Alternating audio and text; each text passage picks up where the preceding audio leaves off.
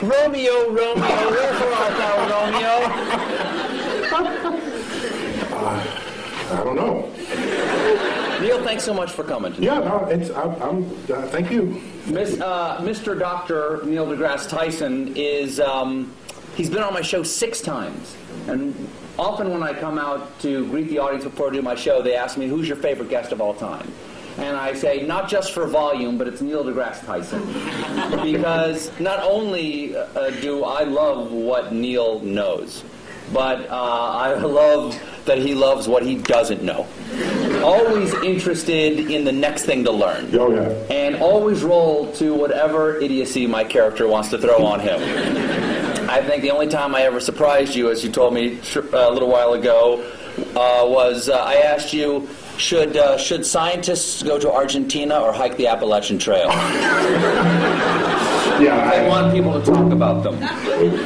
It's the universe talking there. I think we're a little loud there. The universe amplifies. Yeah, that one, I missed that one. Yes, you'd missed that news story. Yeah. See, to go on a show, it's like the hardest interview ever.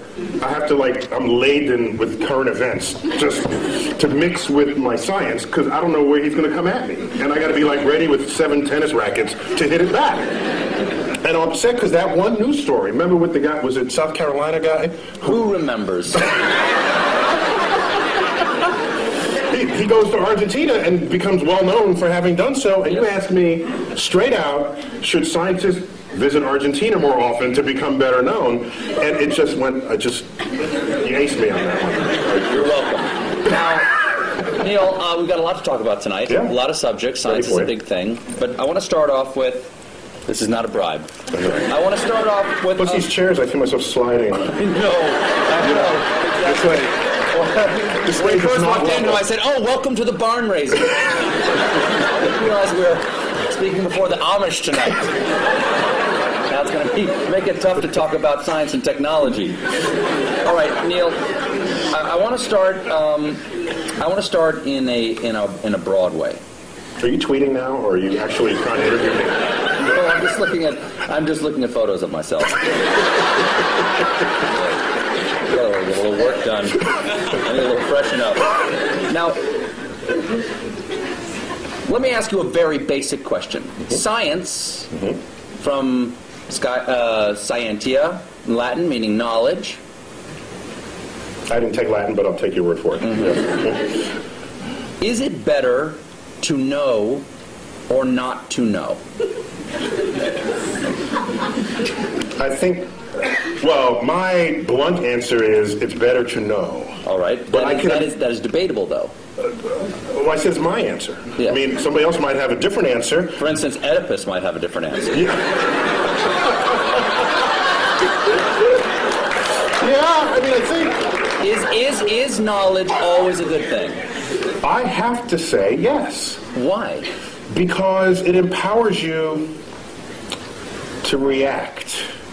And possibly even to do something about it if something about it needs to be done. Okay, but who we are is what we know, right? Part of who we are is what we know.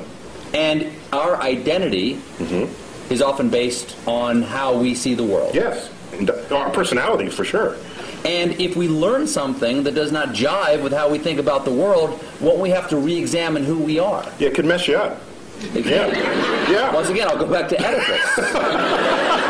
He plucked his eyes out rather than know anymore. Yeah, well, people back then, they did stuff like that. Yes, people back then, not people today. So I think there are people who would not know, who would rather. I remember the old days. I don't know if it still happens. A doctor would find out if you had cancer, they wouldn't tell you. They wouldn't tell you. Give it to me straight, Doc. Yeah, and why would you even have to say, give it to me straight, unless there was a day when they didn't give it to you straight? If I have 5 years left, I want to know I have 5 years left. Because I'm going to, do something different in those 5 years. Neil? Yeah? I have some terrible news. But there are some people who don't want, there are some people who don't value science. And if they don't value science, are they valuing ignorance? Yes, but I will not pass judgment on them. What I will say is, if they are at maximal comfort in their ignorance, Fine, except that they will not be the participants on the frontier of cosmic discovery. They will be disenfranchised. Hello? Hello? I'm sorry, I've got a phone call. Hello? I'm sorry, I have to take this. Hello? My mic isn't working? Hello? Now who's in control? So they won't be in control of the next, won't be participants. No, they won't. Not only will they not be on that frontier making any discoveries, they're not in a position to enhance their life for having access to those discoveries themselves. Can knowledge ever be a bad thing? I don't think so. What about actions that knowledge takes us to? Do you think that Oppenheimer, when the bomb went off, and he said, "I am become death, destroyer of worlds," do you think he perhaps questioned for a moment whether the knowledge they achieved that led to the creation of the bomb perhaps should have been left undiscovered? Do you know what he said in response to those kinds of questions? Yes. He said, because people said, have you usurped the power of God? Have you? And he said, if God didn't want this power to be there, he shouldn't have put it in the atom in the first place. Kind of an interesting point, I think. Well, what he's saying is that the world is accessible to us. So would you say, don't smelt the ore and make iron and make a sword out of it because you could cut yourself? Back then, that's the counterpart statement from the Iron Age. And if you were around back then, you'd be sitting in this chair saying, don't make the sword, because you'd unleash evil on the world. Okay, I'll step back from don't make the sword. How about don't lick the flagpole in February? Yeah, you will learn something. You will learn something, but at a price, Neil. That'd be data. It's a data cost. It is. Yeah. There is a data cost for that, isn't it? Yeah. Also, Adam and Eve. They ate of the tree of knowledge of good and evil, and they paid a price. Yeah. So God does put things into atoms he doesn't want us to know about. Yeah. However, I think yes. I don't want to blame the knowledge. I want to blame the behavior of people in the presence of the knowledge. So maybe we need better knowledge management. Do you think that scientists go? You can applaud him. He's the hero. Well, how about this? Do you think that scientists should be allowed to do anything they can? I heard a big no over there. Someone just said no. You know, people made fun of him for doing this, but during one of President Bush's State of the Union speeches... Bush 1 or 2? Bush 2. Mm-hmm. He said he warned against man-animal hybrids. Okay? And a lot of people, like me, made fun of that by showing pictures of, like, Senator Alligator Man going, boo, boo, yay, man-animal hybrids. But if scientists could make man-animal hybrids, wouldn't they? There are scientists who want to make man-animal hybrids. Should we make man-animal hybrids? I ask you, Senator Tyson. Should there be any limits like that? I think there's some creepy things about that, and I've met some scientists who would think that'd be an intriguing thing to do. Yes. Okay? I think we as a society, as a democracy, what we should do is come to some understanding of what the prevailing social mores are. And no, science should not cross those barriers. And by the way, scientists are often ones to try to prevent that. Einstein among them, for example. He didn't want to make the bomb after he first told Roosevelt he should make the bomb. He changed his mind because his conscience, his moral conscience, descended upon him. Scientists are not without moral code here. So as a culture and as a society, we decide what should be the prevailing cultural mores, and I think we should all be beholden to those. What do you think of the portrayal of scientists in movies?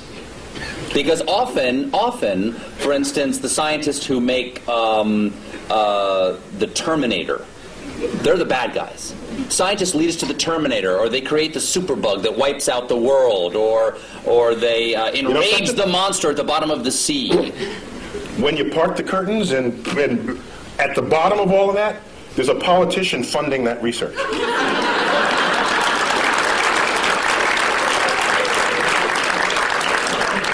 Is this working again? It is?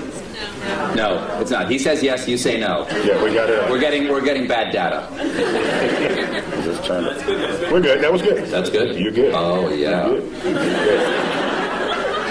So scientists don't lead marching armies. Scientists don't invade other nations. Scientists, yes, we have scientists who invented the bomb.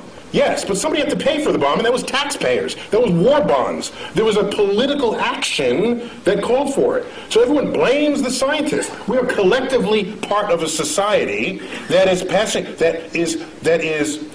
is using or not using, to its benefit or to its detriment, the discoveries made by science.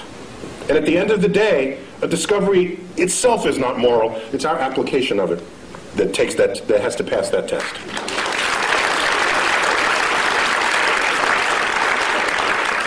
Would you agree that there's a distrust of science on a certain level in our country? I mean, unless it's, going to grow my hair back. Yeah, the right. Science... Or do other things to your anatomy, yes. Right, exactly. Yes. Science, exactly. Yeah. Science, I've gotten those emails. Science is sometimes distrusted because it is more complex than the average person can understand. I think that is the core of it. It's distrusted not because of what it can do, but because of because people don't understand how it does what it can do. And that absence of understanding or misunderstanding of the power of science is what makes people afraid of it. And so I remember back when they first split the atom, shouldn't split the atom, or shouldn't, you hear this at every discovery that happens in science. There's a mystery to it. For example, irradiated foods. In France, they call it frankenfood, all right? Which is kind of a cute word when you think about it. But it makes food last longer, and you're healthier for it. You don't get sick from it. And so from it turning bad.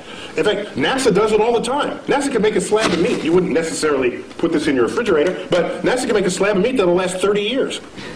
I tasted it. And? Delicious? No, it was, there's some restaurants' food reminds me of what that tasted like. But I'm just saying that just because you don't understand it doesn't mean it's bad for you. Go figure out how it works. That's why we need a scientifically literate electorate, so that when we go to the polls, you can make an informed judgment. And you can draw your own conclusions rather than turning to a particular TV stations to have your conclusions handed to you. Now, Arthur C. Clarke. Comedy Central accepted. Exactly. Okay. You know Arthur C. Clarke's famous dictum about sufficiently advanced technology. Yes, it is. Arthur C. Clarke had several laws of culture and the world, one of which was any sufficiently advanced technology is indistinguishable from magic.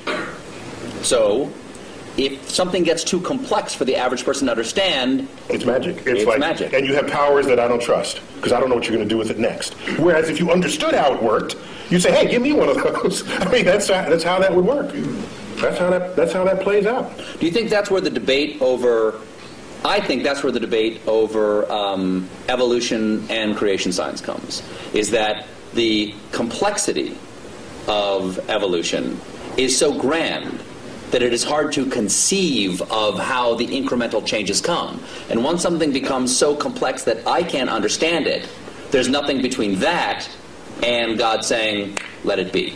Well, one of the beauties of evolution is that complexity does not come about from complex ideas. The ideas are actually quite simple. And you can show on a computer how those simple forces can generate complexity given enough time and enough variation in environment, which is just what the history of the Earth supplies. So science literacy is an important part of what it is to be an informed citizen of society. Let's get away from our understanding of science, or lack thereof, and get to science itself. Okay. Okay. I'm with you. Here's a transition from talking about us mixing science and religion and getting back to science. Mm-hmm. God is truth, people think. Mm-hmm. Okay, some believe God is truth. Truth is beauty. Is there anything in science to you that is beautiful? Or rather, what is the most beautiful thing that you know of in science? E equals MC squared. Really? Oh, it's awesome. It is. So that equation doesn't just have a great publicist. It's actually... Because everybody knows it, but also everybody knows Coke. You know, it's like the Coca-Cola of science. Yeah, you learn E equals MC squared before you even know what any of those symbols mean. You hear it in elementary school. It's a gorgeous thing. What is beautiful about E equals MC squared? First of all, tell everybody what all the pieces mean. Well, E stands for energy. M is mass. C squared is just the speed of light squared. That's just, ignore that for the moment. The thrust of that equation is that energy and mass are equivalent to each other, which means you can transmute one into the other and back. What makes it extraordinary is that that hardly ever happens in our everyday lives, yet it's going on all the time in the rest of the universe. And so we're in this little pocket where E equals MC squared is not visible. It's not visible. It's not happening in our lives. No. But if it did, the world would be really different. Light coming from that bulb would all of a sudden pop into a particle, and the particle would combine and pop back into light again. Would it hurt? It can, yeah. It would sterilize you. There's a lot of, the kinds of particles that would do that they would sterilize you, yeah. That'd be bad. I've had my kids. Yeah.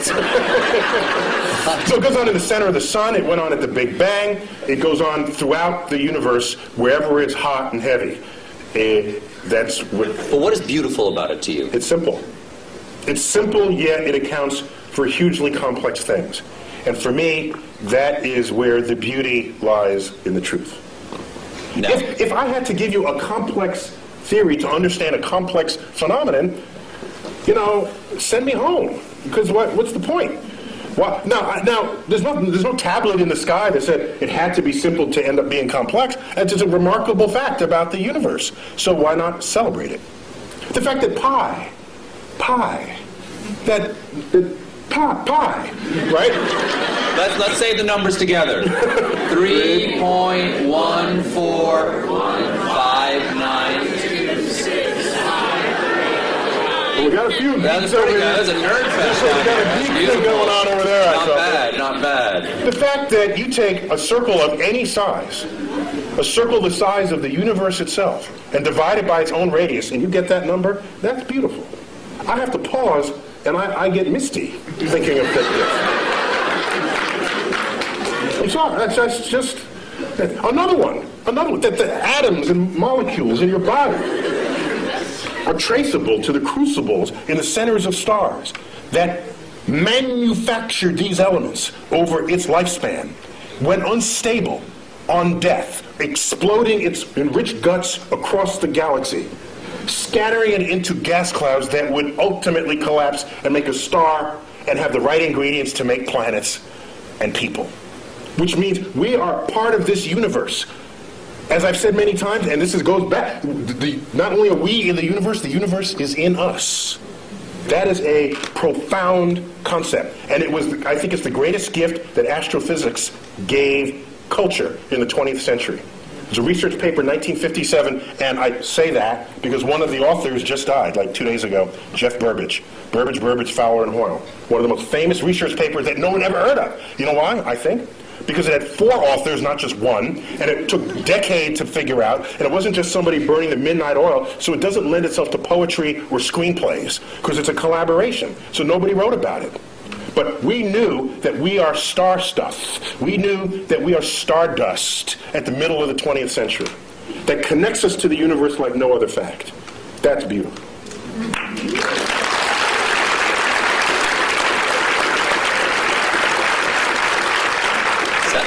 Sounds like you have written poetry about it. Once it gets in you, you have, the only way it comes out is poetically. No! You write poetry. You write sonnets. I don't know if they're sonnets, but occasionally a word rhymes in it, and I don't know what to call it. But sometimes if you feel deeply about something, I think the greatest poetry, not that I'm an astrophysicist, right? That's my disclaimer. Mm-hmm. But some of the greatest poetry is revealing to the reader the beauty in something that was so simple you had taken it for granted. That, I think, is the job of the poet. And so, the simplicity of the universe, which started this part of our conversation, I think if it doesn't drive you to poetry, it drives you to bask in the majesty of the cosmos. So what drew you? You said that this is the beauty of astrophysics, or the gift that astrophysics gave us in the 20th century. What drew you to astrophysics? Take us to Neil deGrasse Tyson before he's an astrophysicist. Take us to who you are now. I'm living in the Bronx, which in vernacular would be the Bronx. And I'm in a building. Not a lot of stars. No, there's like a dozen or so in the night sky. So you do not have a relationship with the night sky as a city dweller. And my parents, I have a brother and a sister, they would take us to, each weekend we'd go to visit museums and other sort of cultural things in the city. And one of those weekends we went to the Hayden Planetarium, the local planetarium, the one right there in Manhattan. And you sit in the chair, and the lights dim, the stars come out, and I said, oh, that's a nice hoax. You know, that can't be real. I'll enjoy it while there's it, but that's fast. They think there's that many stars up there. Like, what kind of, are they pulling my leg? And a couple of years later, I go out to Pennsylvania in another trip that we took, and I looked up at the night sky, and what persists to this day, and what is an embarrassingly urban thought, I look up at the night sky from the finest mountaintops in the world, and I look up and I say, it reminds me of the Hayden Planetarium. It's embarrassing. See, I beg forgiveness. Wow. But so strong was that imprint that I'm certain that I had no choice in the matter, that in fact the universe called me. And I wonder that if I'd grown up on a farm and the universe and the sky was just always there, I wonder if that would just have become wallpaper to me, and I wouldn't have then been struck by it as I was at age 9. I'd never known anything of it. And then it just slaps you in the face. And from then on, I was hooked. It took 2 years for me to figure out you can do that as a career. But starting at age 11, you asked me, you know that annoying question adults ask kids, what do you want to be when you grow up? I heard a comedian say, you know why they ask? Because they're looking for ideas.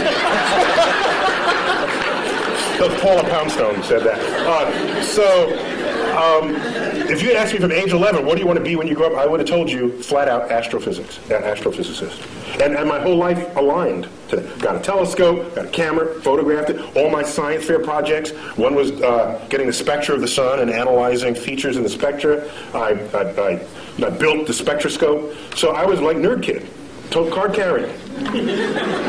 But I was bigger than other kids, so I was insulated from a lot of what might otherwise happen to nerd kids. But you wrestled, too. I was captain of my high school's wrestling. I've seen you in that wrestling outfit. Oh.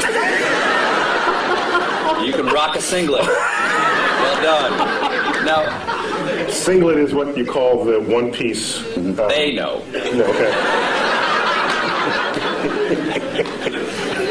So, you wanted to become an astrophysicist. That leads to another question, which is, is it better to not to know? It's better to know.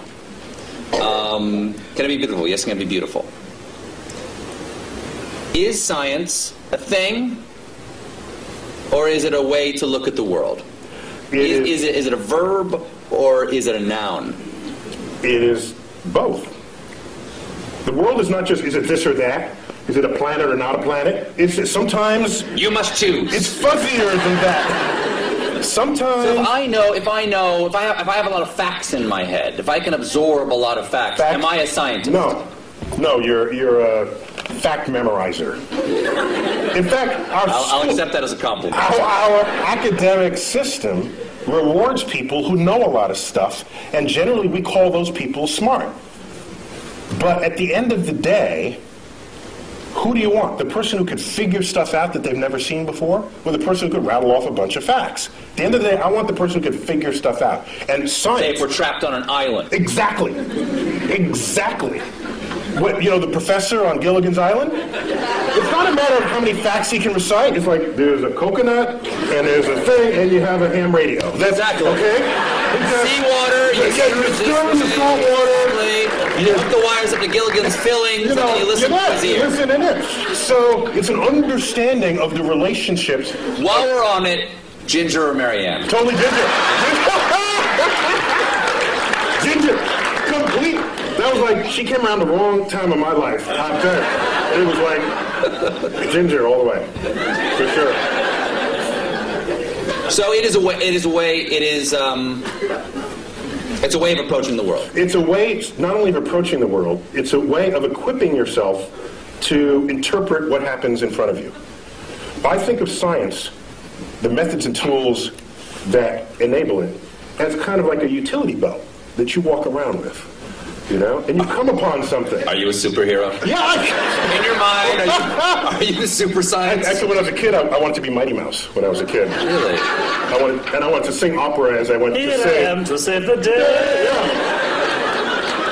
So it's a tool belt. It's a tool belt. It's a utility belt. Utility belt, sorry. Because I'm picturing you in the singlet with the utility belt. Yeah, it's a tool belt. The difference is a tool belt, you know, if you have a hammer, as they say... You can hammer in the morning, You yes. can hammer in the morning, if I had a hammer. The problem is, if you start wielding a hammer, then all your problems look like nails. And maybe they're not. Maybe it's more subtle than that. And so your toolkit has to be able to morph into what is necessary for what it is that you confront at that moment. And so, yes, you're equipped with methods of mathematical analysis, methods of interpretation. You know some basic laws of physics. So when someone says, I have these two crystals, if you rub them together, you'll get healthy. So rather than just discount it, because that's as lazy as accepting it, both of those are just lazy brain. What you should do is inquire. So do you know how to inquire? And every scientist would know how to start that conversation. They would say, well, where'd you get these? What kinds of ailments does it cure? How does it work? What does it cost? Can you demonstrate that it works? And you go through this whole, and at the end the person's in tears because they weren't prepared for that level of questioning. And so science literacy is vaccine against charlatans of the world that would exploit your ignorance of the forces of nature. Neil, if you don't like the crystals I gave you, you can just say it. And they're not working for you because you don't believe.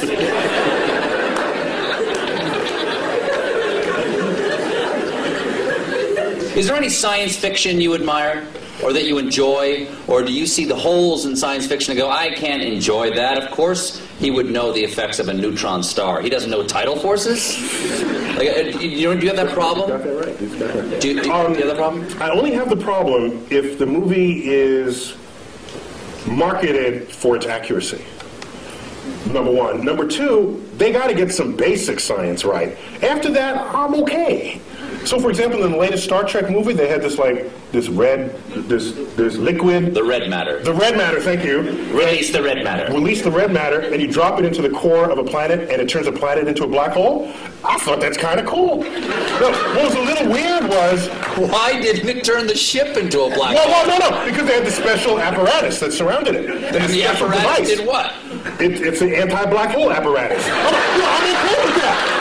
See, I was not losing sleep. That didn't bug you? Over what held the black hole. I didn't have an issue with that. But oddly, what I had an issue with was they needed this drill, which is a very cool kind of, that was the coolest thing I'd ever seen. Exactly. A drill, they would drill to the center of your planet, and they dropped I'd say, if that would turn a planet into a black hole from its center, it surely would turn into a black hole from its surface. So you just drop it on the surface. That would Kirk and Sulu fight on. I know, right. They have to fight on the platform. So I'm okay. I got angry with Jim Cameron about Titanic. That's how I got angry. I never tell you the story. You did not. Oh, no. I've never seen you this angry before. Hold me back. I can't wait to see what you have to say about Avatar. You might turn blue with rage. Go on. So what was your problem with Titanic? There's a colleague of mine who saw Avatar, and he got home and he told his wife he wanted to paint her blue, and that didn't go over very well. Is she 10 feet tall? So Titanic, you may remember, was marketed as a film of high accuracy because Cameron had funded this submersible to go down and it checked out the staterooms and the wall sconces and the china patterns, and so they reproduced that to detail. And so here they recreate the ship for the movie. Can you double check that? No, because he had the submersible. You just have to trust him, okay? No, you got to trust him. So now, the ship sinks, yes. Right? Did I give away the... Well, you see the movie yet? I'm sorry. Okay, so the ship sinks. I do, I remember. You remember it, okay? Very sad. And it's Kate Winslet. on the flow. Remember that? And Yes. she's delirious. This isn't the scene where she's naked. Oh, sorry.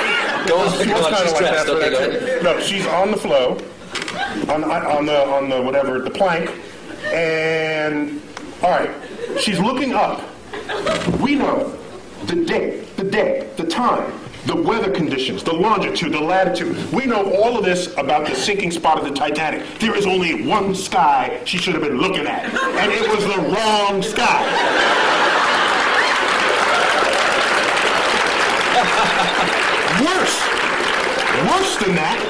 Worse than that, the left side of the sky was a mirror reflection of the right side of the sky.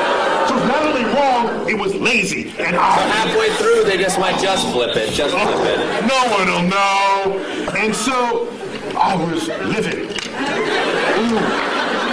I got out my finest stationery and I wrote a letter to Jim Cameron.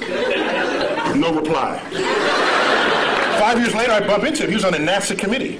And my sort of presence with NASA was growing by then. But I bumped into him in a meeting. And I said, Mr. Cameron, I just have to ask.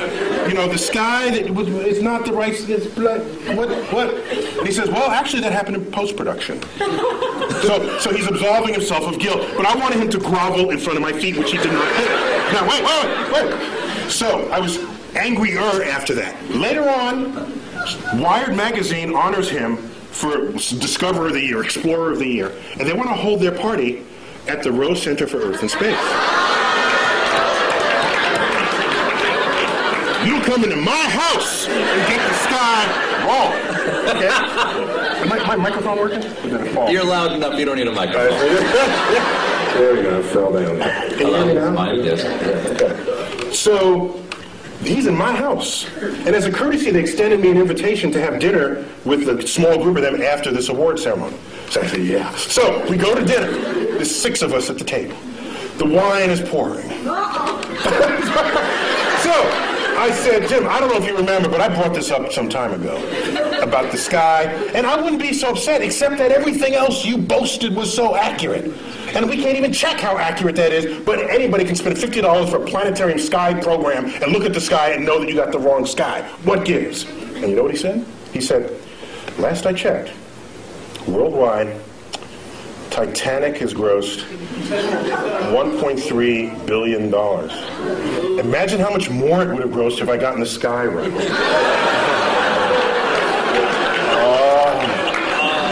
Oh man. I'm so sorry. That. If I had a tail, it would have been like between my legs, and I would have. And so I think you won that conversation. No, actually, I did. He retreated into his bank account. Here's what happened. You know, but that money will all eventually be gone, and he would still have gotten the sky wrong. Oh, that's an interesting point. That's right. The sky will outlived even James Cameron. However, as dejected as I was, 2 weeks later, I get a phone call. Forgot the guy's name. He calls me up and says, hello, it's Dr. Tyson. I said, yes. He said, I forgot his name, Johnny Smith. I work in post-production for Jim Cameron. He is releasing a 10-year director's cut anniversary edition of the Titanic and will be adding new footage from the deck. And he tells me you have a sky that he can use.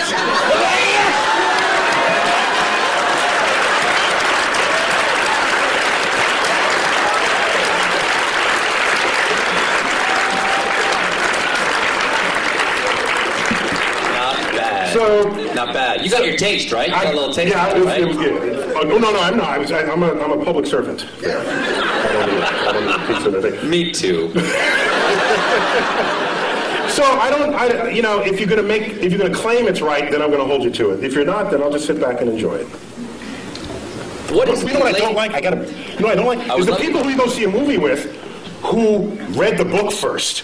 Get rid of them. They don't belong in the movie theater. All right? It's like, the book was better. Well, get the hell out of it. Get out of the movie theater. Then go back to your book. Leave me alone. Those people I can't stand. Stay home. We should not go to the movies together. Now, okay, I got 3 different things. What is the latest discovery in astrophysics that we should all know about? One of my favorite. I got to go back maybe 6 months for that, 8 months, may I? Okay. Okay. Well, we discovered water on the moon. That's kind of cool, because where you're going, you want there to be water. All right? That's a good thing for life. But what struck me the most, earlier in 2009, we discovered methane on Mars. Methane. If you have a gas stove and you live in a city, chances are it's methane. It's a flammable gas. You say, well, so what? Who cares? Except that methane is the byproduct. It's a part of the gaseous effluences of anaerobic bacteria, which on Earth operates deep in the intestinal tract of farm animals. That's a very scientific way of saying there are Mars farts. That's what you're saying, I right? didn't want to say it. Yeah. You got a doctor in front of your name. You can't say stuff like that. I can't say stuff like that. But that means that is possibility, or is that yeah, there's life, but no one will come out and say it?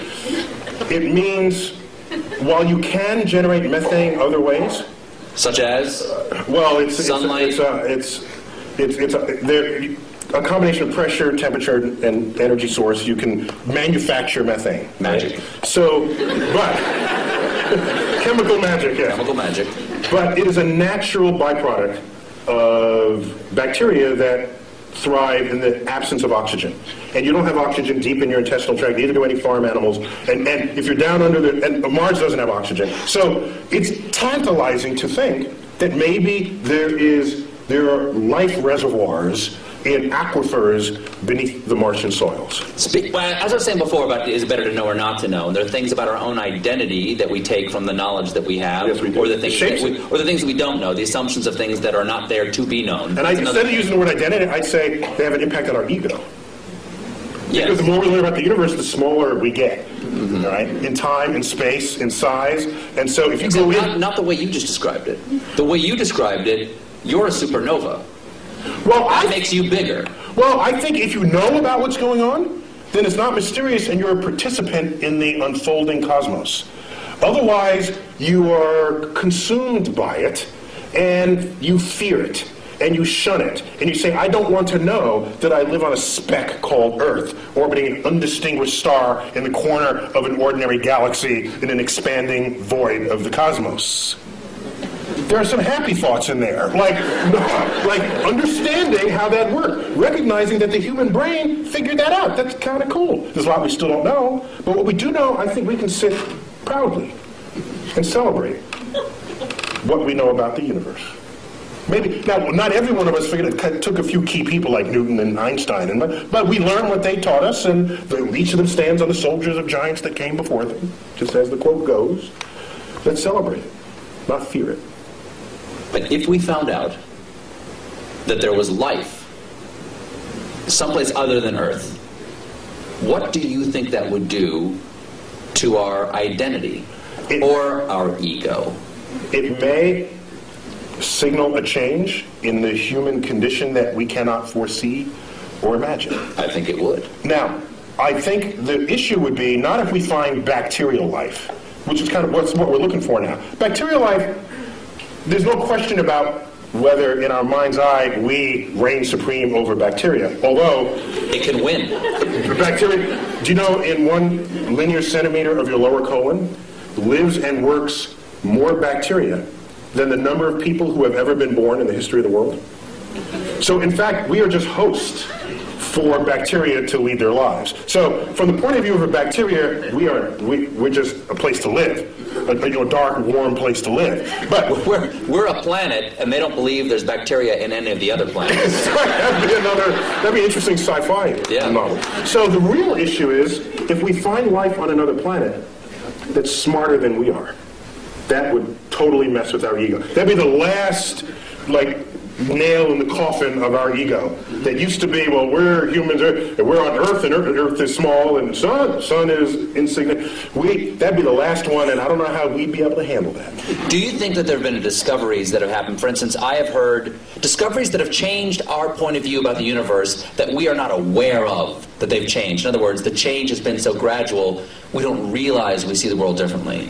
Has E equals MC squared, because That's coming up on 100 years? I'll tell you. Yes, it is, actually. Well, no, we're past the age. Last year was 100? No, 1905, so 2005. Okay. But So I got one for you. has that changed us? I got one for you. In the 1920s, which was a watershed decade in the history of science, in that decade, we discovered that not only our galaxy, the Milky Way, is not the only existence of anything in the universe, that there are other Milky Ways out there. That recently?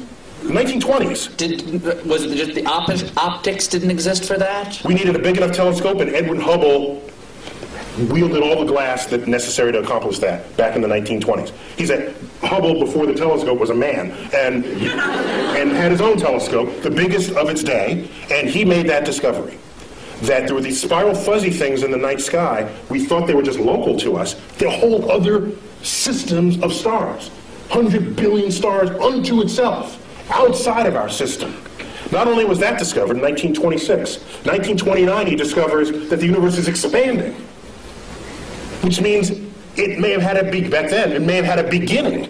If it's expanding, that meant it was littler in the past. Well, there must have been a day when it was all together in the same place. Thus was born the Big Bang. Okay, so now, also in that decade, quantum mechanics, quantum physics was discovered. That is the science of the small, the science of electrons, protons, neutrons, particles, nuclei. At the time, you'd say, this is just physicists burning tax money. Because who cares about the atom? I got my horse to feed. I got kids, you got issues in society. Yet it's quantum mechanics that is the entire foundation of our technological revolution. There would be no computers. There would be none of what you take for granted. Your iPod, your iPhone, cell phones, the space program, without our understanding of the laws of physics as they operate on that atomic and molecular and nuclear level. And so the chemist has no understanding of the periodic table of elements without quantum mechanics. To them, it's just a list of elements. Quantum mechanics tells you why this column is there, and that's there, and why this mates with that, and why that makes a molecule with that. That's quantum mechanics, and it's unheralded. You ask me, is there any discovery that has changed how we live? It is quantum mechanics. And I make this point because I'm ready to... Today, you hear people saying, why are we spending money up there when we got problems on Earth? And people don't connect the time delay between the frontier of scientific research and how that's going to transform your life later down the line. All they want is a quarterly report that shows the product that comes out of it. That is so short-sighted that that's the beginning of the end of your culture. So it's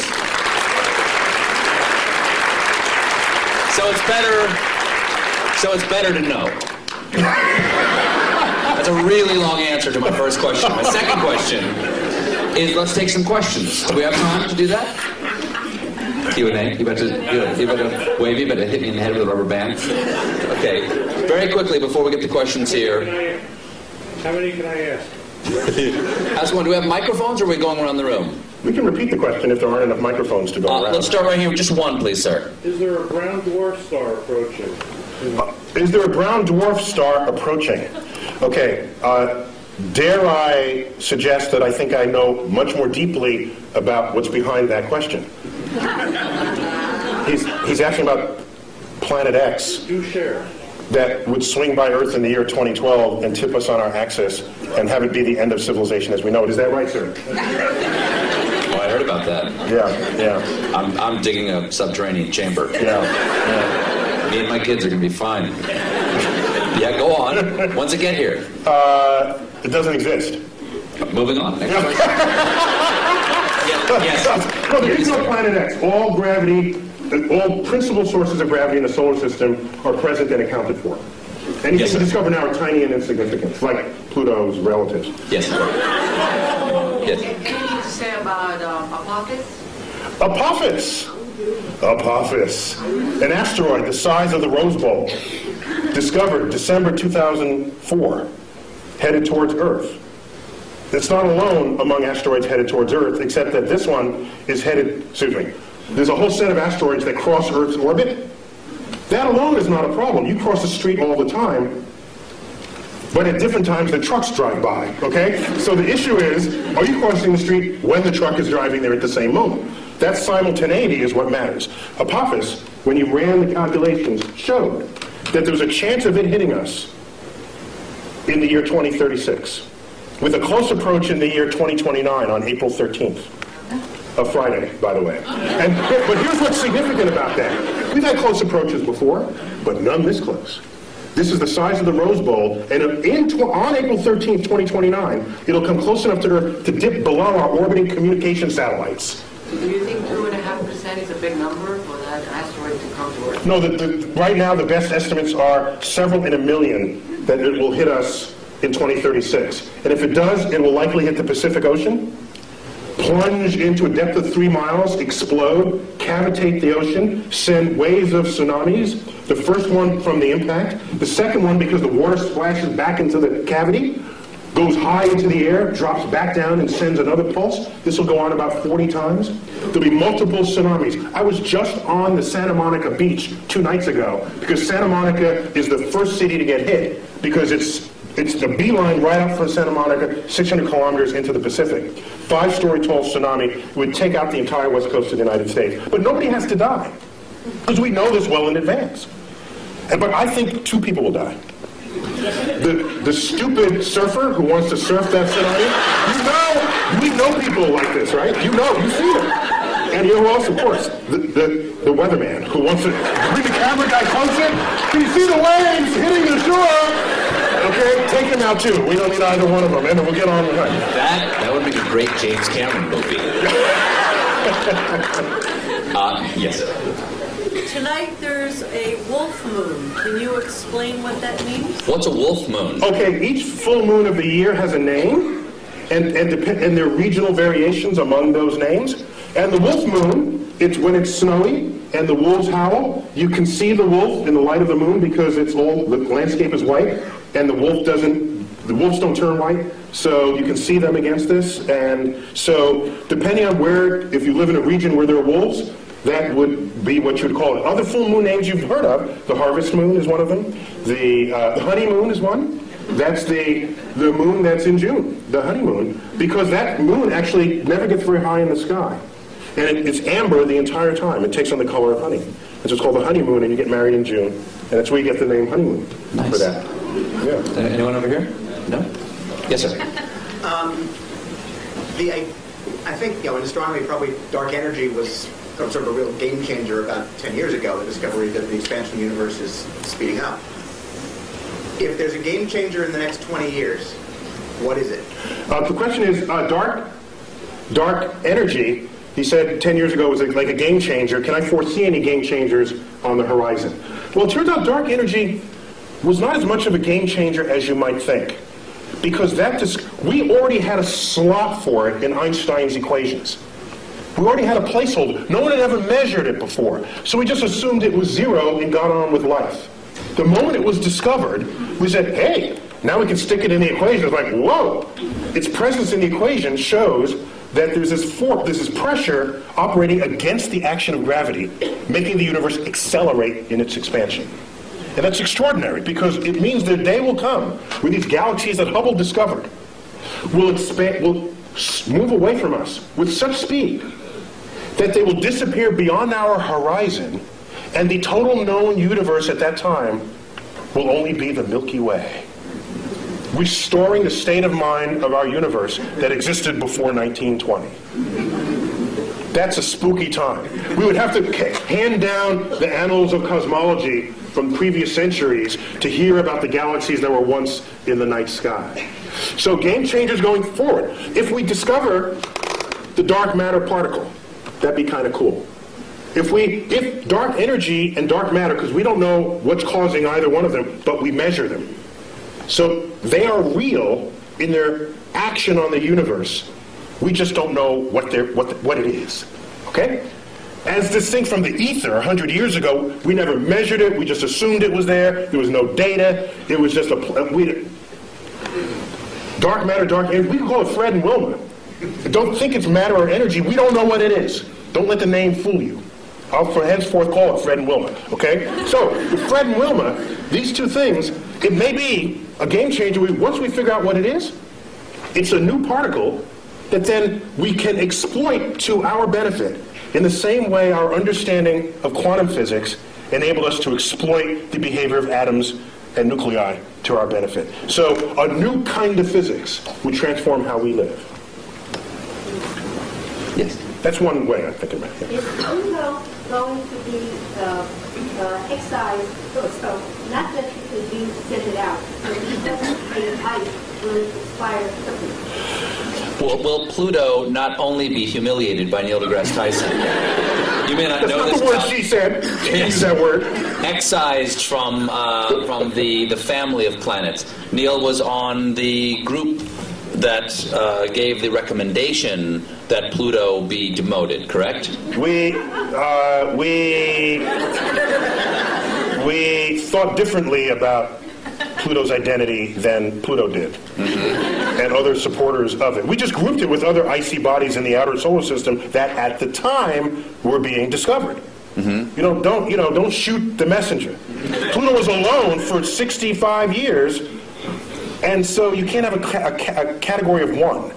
That doesn't work in science. You need a few things to make a category. So he's okay. It wasn't a category, though. It was a planet. Well, yeah. My very elegant mother just sat upon 9 porcupine. Now she just sits upon 9. It doesn't make any sense. Yeah, it doesn't make any sense. Where's the porcupine? If she's that elegant, she wouldn't have sat on a porcupine, I don't think. So once we found other icy bodies, all we did was group them together. We said, Pluto, we found family for you. In fact, we think you're happier there, because now you're one of the biggest icy bodies. And rather than a pipsqueak planet. You sent Pluto to a farm upstate to run and chase rabbits. Is what you did. It's much happier there, kids. It's happier there. And I didn't do this alone. Is there a supergiant beyond Pluto that pulls comets in? Is there a chance there's something out there that's drawing? There was a hypothetical star, which is related a little bit to what led to this invention of this... The brown dwarf that you won't talk about, but you and I know, yes. Yeah. There was Come down to the bunker, too. There was a suggestion that there was a companion star to the Sun, provisionally called Nemesis, that had this long orbit that would jostle comets in the outer solar system and send them raining down on Earth, creating mass extinctions, accounting for the extinction episodes in the fossil record. But it was an interesting hypothesis that was never supported by data, and so when you're not supported by data, you discard the hypothesis. That's how science works. You don't believe something just because you want to, or think something's true just because it feels good. At some point, you've got to confront the data. So getting back to the point... You've never been in politics. So getting back to the point, the recognition that Pluto is made half ice, and ice evaporates, so will Pluto one day disappear? No, Pluto's too far away from the Sun for that to ever meaningfully evaporate and disappear completely. Yes. What was the point of the Large Hadron Collider? What was the plan, did you say? The point. The point of What the Large Hadron was the Collider. point? He speaks in past tense as though we're done with it. We what just is? turned on the switch, the Large Hadron Collider in Switzerland. The point of the Large Hadron Collider was to embarrass America, to make us feel bad that we didn't have our collider built back in the 1980s when it was first funded. That's the whole point of the Large Hadron Collider. It's Europe saying, "Ha! Gotcha this time." Now, apart from that ego bit, it's to probe nature on levels of energy never before seen. And right now it's practically impossible to discover a new law of physics on your tabletop. We've been there. We've done that. And almost the entire history of physics is go to the edges of your points of exploration and then take a step beyond that. You're bound to discover something new. It's like climbing the next mountain, crossing the next valley. So, the Large Hadron Collider, the energy inside that particle accelerator will exceed the energy of all accelerators that have ever been built before, probing nature as never previously imagined. What is the Higgs boson? Higgs boson, that's a particle proposed that you can think of it as a kind of it's like think of it like molasses. Okay? Okay, not molasses. It's a field through which all particles move, and the interaction of those particles with that field endows them with the mass that we measure for them. It is granting them the property of mass.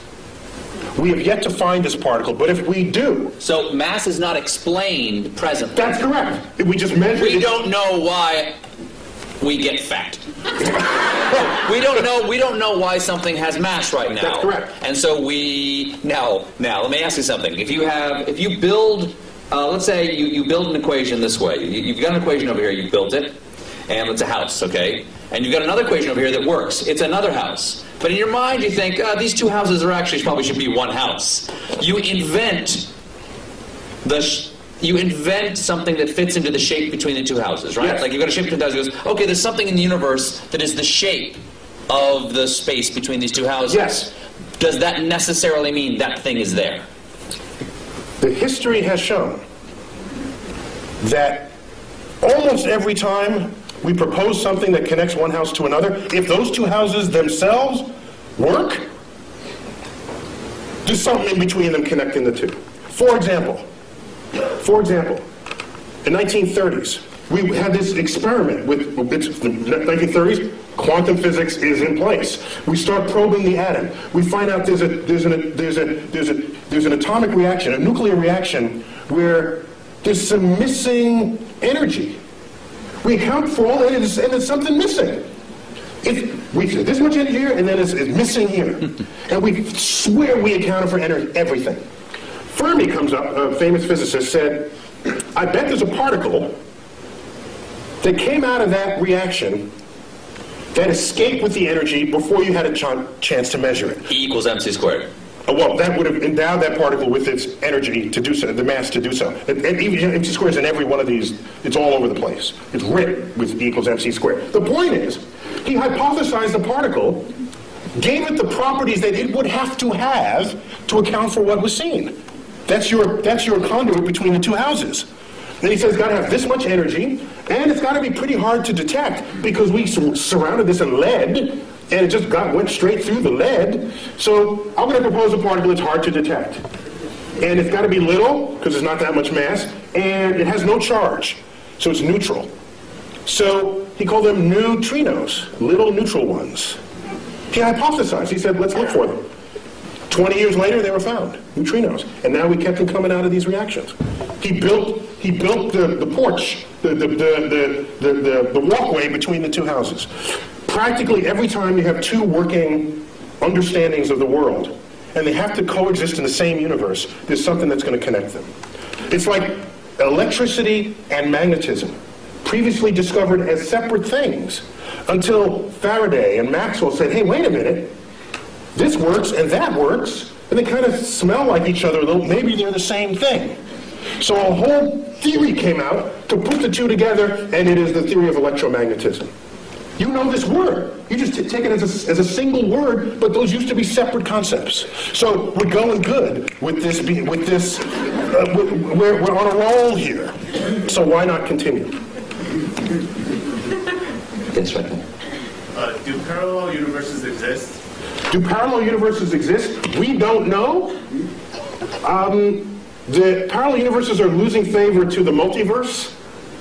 We have some cogent theoretical expectations that our universe might be just one of many, spawned from this hyperdimensional medium, which we'll call the multiverse. There's no data to support it, but we have good theoretical premise to think that it's there.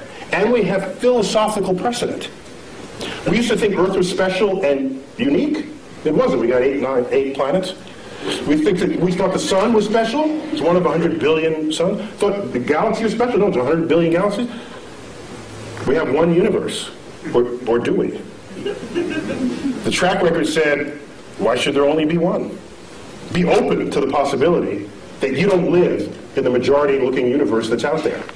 Would a separate universe, when you say different universe, slightly different laws of physics, which makes that's it. What I'm asking, oh yes. Well, this is the fun part, because if you manage to get a portal to another universe, don't be the first one to volunteer to go through it, because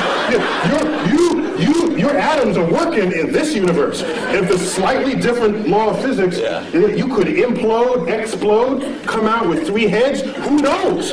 There's a different exchange rate over there. Yes. Yes. Someone, let's go in the back, in the middle, and I think you have a white sweater on, yes. Is it possible to tunnel through a black hole, like quantum mechanically?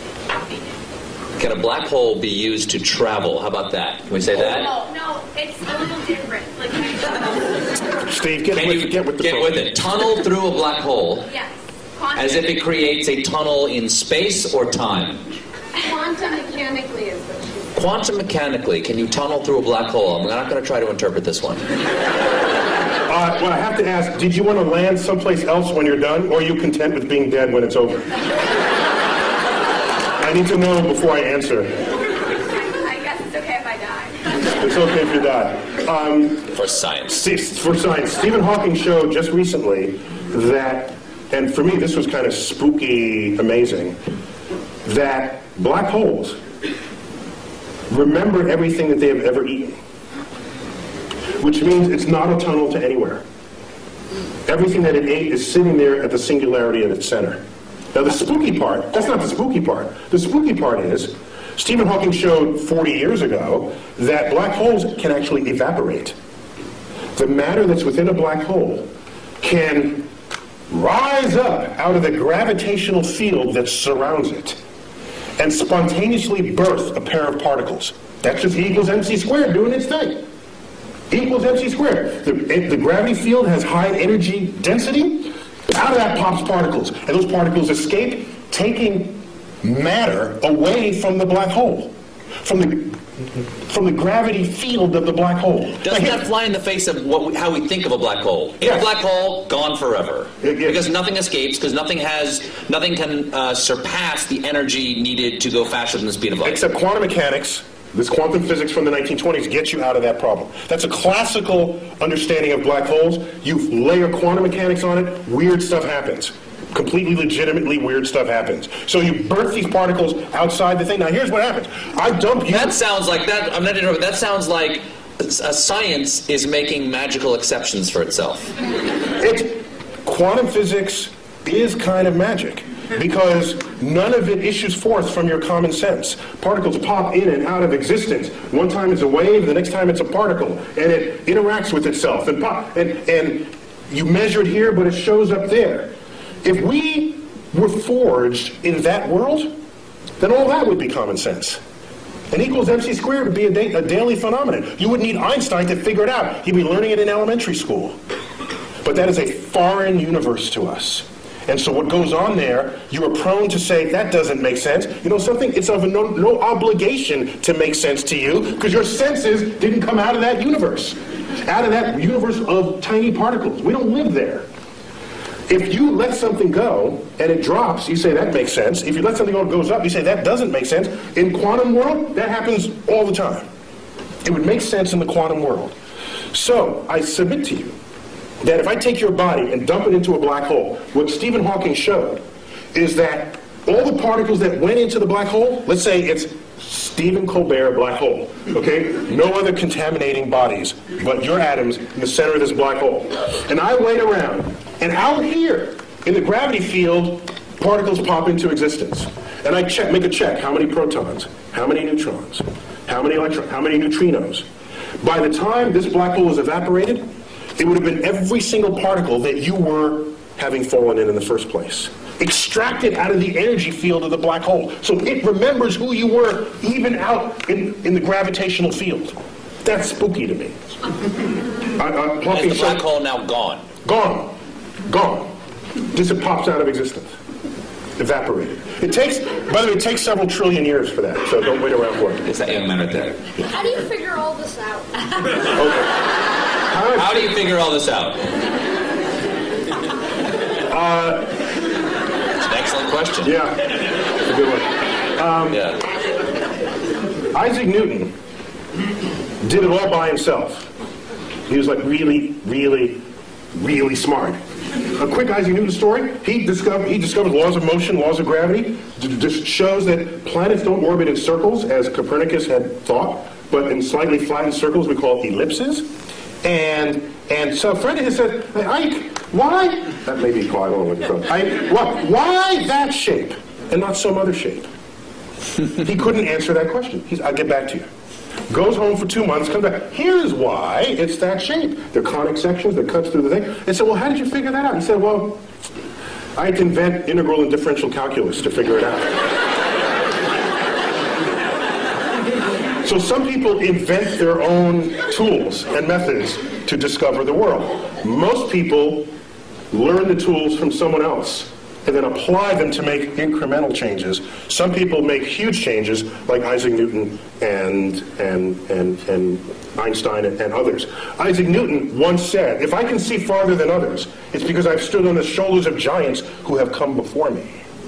But I've read Isaac Newton, and his stuff makes the hair on the, if I had hair, it would rise up on the back of my neck, how plugged in he was to the universe. And I'm saying to myself, that quote cannot have possibly have been honest. What it really meant, if I'd give that quote to him, I'd say, if I can see farther than others, it's because I'm standing among midgets, that's why. He can see farther than everybody else. In the case of Isaac Newton. I'm afraid we only have time for one more question. Yes, sir. Actually, that was a great segue to my question. You talked. We organize this all for your question. Sir. Early in the evening, you brought up the ideas of scientific literacy and technology management. I'd like to hear your opinions on where the policy needs to go to make a positive impact in that area. Ooh. All right, Neil. Can you repeat that for everybody? The question is, we were talking earlier about scientific literacy and our approach towards science as a nation. In your opinion, and you serve on science advisory panels, yeah. Where do you think we need to go as a nation? What do we need to do to increase our scientific literacy? I'll answer two-pronged. One is, what do you do with your kids? And kids need to be able to explore freely. And if you look at most households, they're not designed for that. They're designed to have the kid not explore. The kid comes into your kitchen and pulls out the pots and pans and starts banging on. What's the first thing you do as a parent? Stop that, you're getting the dishes dirty. Yet these are experiments in acoustics. That's what that is. Okay? Whatever the kid is doing, if it has the chance of breaking something, you're going to tell them to not do it, without thinking that that's the consequence of an experiment that they are conducting. And every time the kid wants to do something, provided it doesn't kill them, it's an experiment. Let it run its course, even if it makes something messy.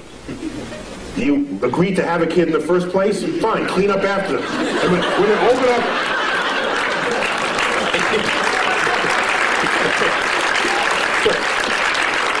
Because it's those seeds of curiosity that is the foundation of what it is to become a scientist. Now, I don't want everybody to be a scientist. That'd be a boring world. I want the poets, and I want the musicians, and we need that. And I don't have a... But I'm talking about promoting science literacy. And so the first step for the parent is to get out of the way. Allow the child to explore. They start playing in the mud. Don't do that in the mud. I just cleaned those pants. You're getting in the way of another experiment. They start plucking the petals off the flowers you just bought from the florist. And you say, stop that, I just paid $10 for the flowers? Had you let that continue, they'd find in the middle the stamen and the pistil, and they'd learn something about the flower. For $10. That's cheap. Derek Bach, one-time president of Harvard, once said, if you think education is expensive, try the cost of ignorance. And so that's got to start at home. In the schools, I don't have a problem with the fact memorizing, but don't equate that with what it is to be wise or what it is to be smart. Smart should be some combination of that, yes, but also, what is your lens on the world? How do you figure things out? And you promote that by stimulating curiosity. And I don't see enough stimulating curiosity in this world. This is a famous school right here. I saw the banner in the opening corridors. So you probably don't have that problem here, all right? But the whole world is not educated in this building. So a lot of change would need to happen in that regard. Now getting back to policy. I have tried. You do a simple Google, like YouTube and Tyson, my name, but put Neil so you don't get Mike. All right? Dining on someone's ear. Half of what ends up thrown onto YouTube are talks I've given where I'm trying to convince people, not only the public, but lawmakers and people in power, that investing in the frontier of science, however remote it may seem in its relevance to what you're doing today, is a way of stockpiling the seed corns of future harvests of this nation. And those seed corns, what they do is, whether or not you know it today, advancing a frontier, history has shown, has advanced the culture ever since the Industrial Revolution got underway. And we can speak more hegemonistically about it, that anyone who has embraced the powers of technology has enjoyed economic wealth, the likes of which the world has never seen, attendant with strength of security, okay? And so people say today, they'll say, so suppose the next terrorist attack is like a chemical attack. Do you call out the Marines, or do you get your best chemists to figure out what to do about that? There's a point where your weapons are not as useful as the brain of the scientist who you could bring to bear on the problem. And so I see science and technology and creative investments in it as the most significant infusion to our economy that could possibly be conceived. The problem is it's not going to boost the economy next quarter. It's got a time horizon longer than most people have the patience for, and most politicians have the re-election cycle to be tolerant of. So what we need is a longer view on those investments. I don't want to have NASA going hand in hand trying to get money to stimulate the frontier of cosmic discovery.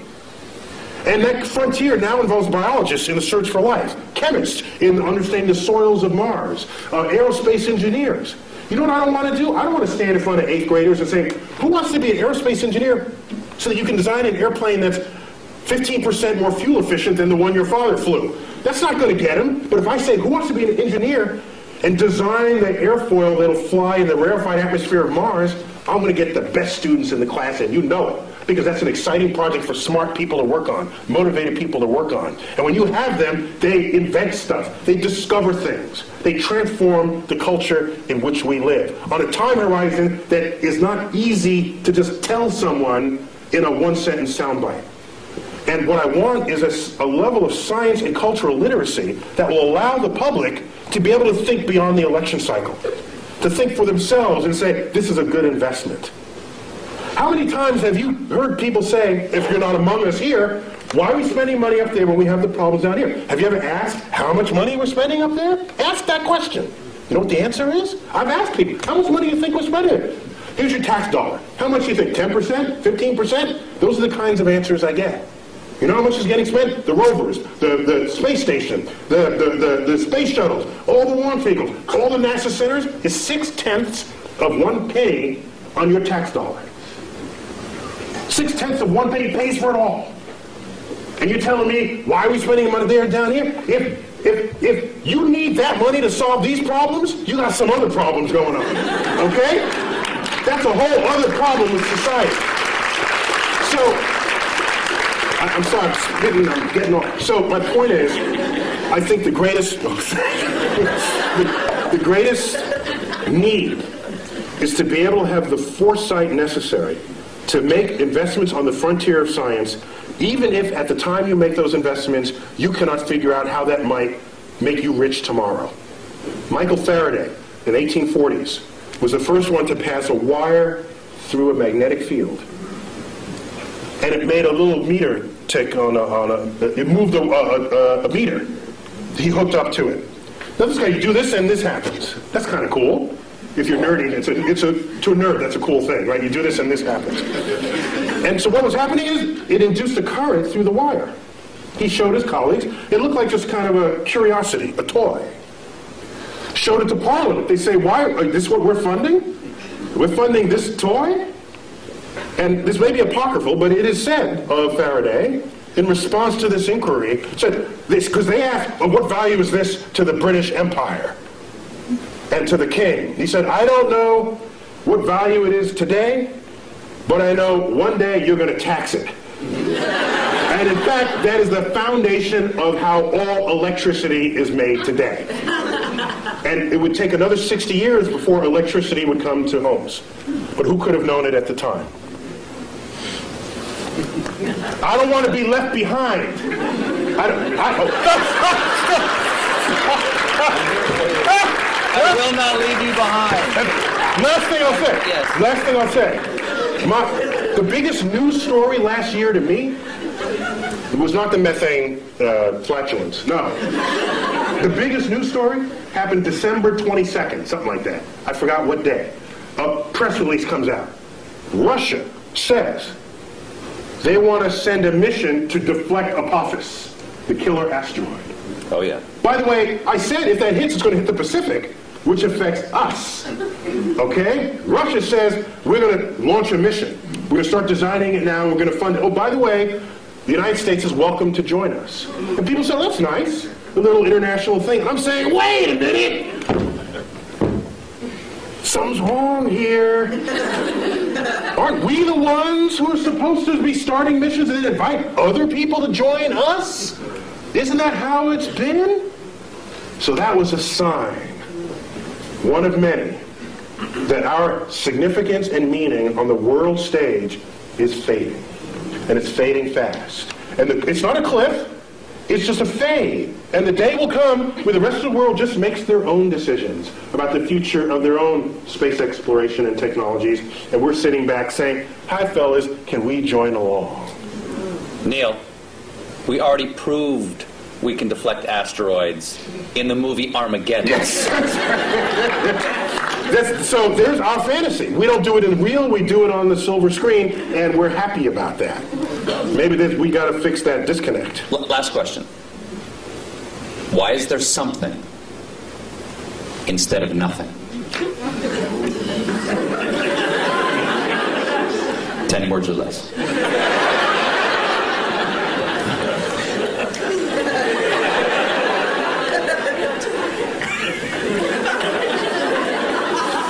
Just because.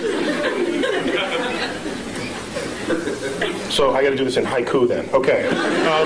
Okay, 575. Words that make questions